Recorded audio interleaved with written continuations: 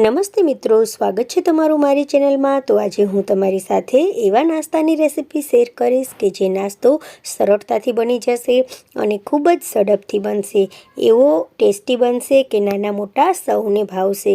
ઉપરથી એકદમ ક્રિસ્પી અને અંદરથી સોફ્ટ એવા આ નાસ્તાની રેસીપી ચાલો શરૂ કરીએ।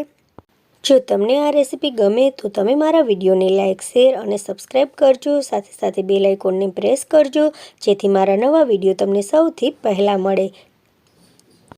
તો આ નાસ્તો બનાવવા માટે પહેલાં મેં બાફેલા બટાકા લીધા છે।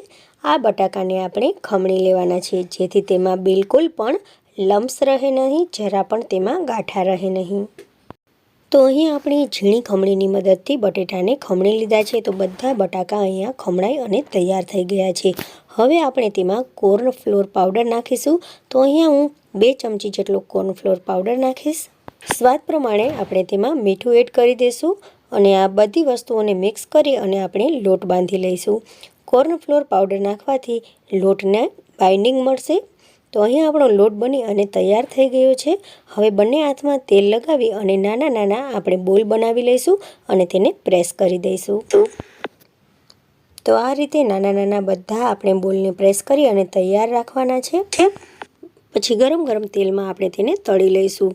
તો અહીંયા જેટલા સમય તેટલા આપણે બોલ નાખવાના છે તેલમાં। હવે થોડોક જે નીચેનો ભાગ છે તે કડક થાય પછી જ આપણે તેને પલટાવીશું। 2 થી 3 મિનિટમાં નીચેનો ભાગ છે તે સરસ મજાનું ક્રિસ્પી થઈ જશે। પછી આપણે તેને આ રીતે પલટાવી નાખીશું જેથી ઉપરનો ભાગ છે તે પણ સરસ મજાનું ક્રિસ્પી થઈ જાય।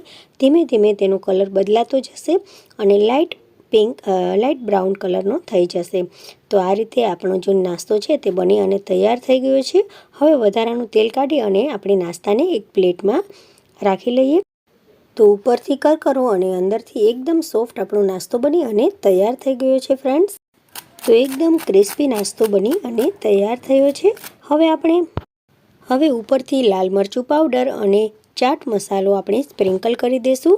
એકદમ ટેસ્ટી અને એકદમ મજેદાર આ નાસ્તો બની અને તૈયાર થઈ ગયો છે। ઉપરથી ક્રિસ્પી, અંદરથી સોફ્ટ એવો આ નાસ્તો તૈયાર થયો છે ફ્રેન્ડ્સ। જો તમે એકવાર બનાવશો ને તો આ નાસ્તો બનાવવાનું તમને વારંવાર મન થશે।